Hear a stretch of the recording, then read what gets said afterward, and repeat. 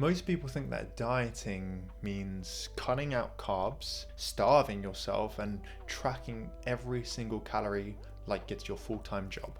But the truth is, the best diets aren't extreme, they're smart. And I found a way to lean down without tracking calories religiously. And in this video, I'm breaking down how you can diet better than 99% of people without burnout, bland food, or obsession over every single calorie. If you're tired of starting over every single Monday, then this video is for you. If you're new to my channel, then welcome. My name is Matt. I'm a specialist MSK physiotherapist, qualified personal trainer, and over the course of my career, I've helped hundreds of people get pain-free and into the best shape of their lives. Now, in episode 1, we covered 5 essential habits that would get you in better shape than 99% of people. If you haven't seen that video, it's worth checking out first before coming back, so I'll leave a link in the description. Or you can check it out after this video. Today, I'm going to be talking about how you can eat in a way that burns fat, keeps muscle mass, and fits real life. This is how you can diet better than 99% of people. Number 1 is you have to ditch this all or nothing mindset. Most people fail because they diet like a priest. No carbs, no sugar, no fun, no eating out with friends. They mess up one time and are like, Father, forgive me for I've sinned, and they just spiral out of control. The pros know that one meal does not ruin progress. Rome wasn't built in a day, and a great physique is not built in a day. A great physique, therefore, cannot be ruined in a day. And consistency beats perfection. Because you don't need to be 100% perfect.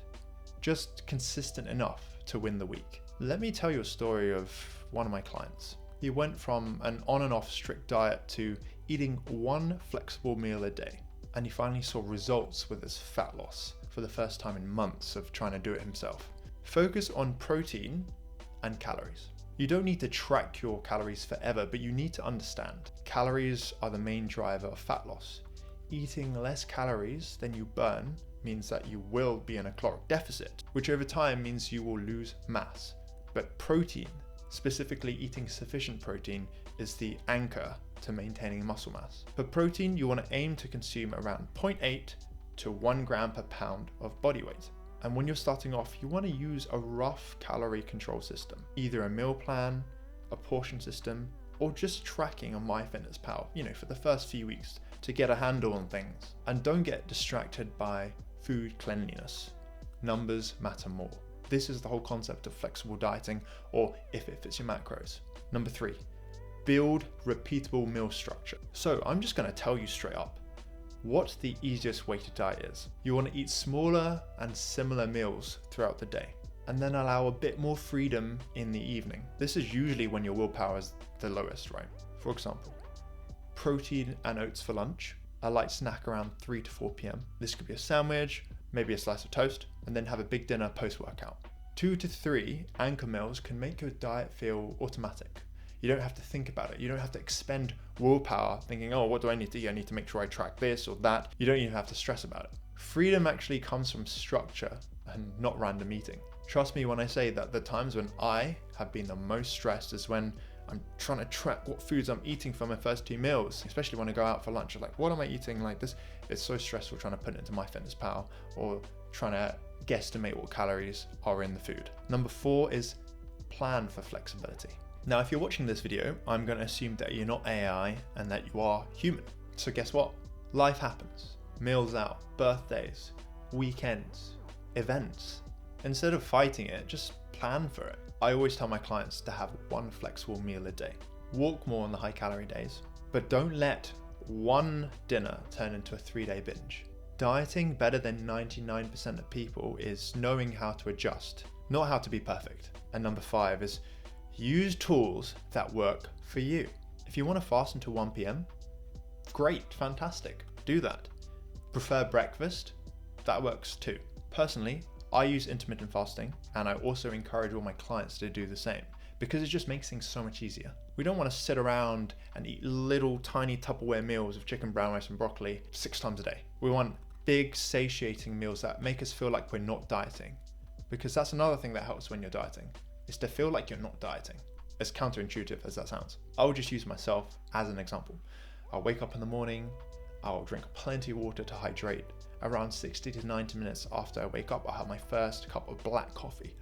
No calories. If I start to get hungry around the mid-morning, I'll have another cup of black coffee. Again, it helps blunt my appetite, helps improve my focus, and actually caffeine has been shown to help with the fat burning process. I'll then have my first meal between 12 and 1 p.m. This would be a larger meal, the same repeatable meal, right? The anchor meal, if you like, which will be usually an omelette, a slice of toast, and a protein shake with plenty of fruits and vegetables. And this leads me to feel full for a number of hours, and it's going to fuel me later on for my workout. I'll then go for a nice long walk around an hour or so, and when I come back I'll get on with a bit more work before having another meal around 3:30, 4 p.m. This is a lighter pre-workout snack. I've been eating Weetabix with a bit of protein powder mixed in with oat milk, plus a sandwich, 2 slices of bloomer bread with a protein sauce, and a green shake. That is like my pre-workout snack, which is going to power me through my workout, makes me feel satiated, and prevents any sort of hunger pangs or cravings. Then I'll go for another little walk before coming back.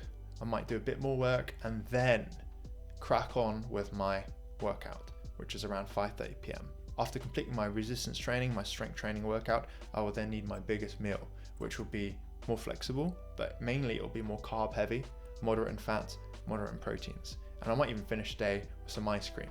But the point is, I eat most of my calories in the evening.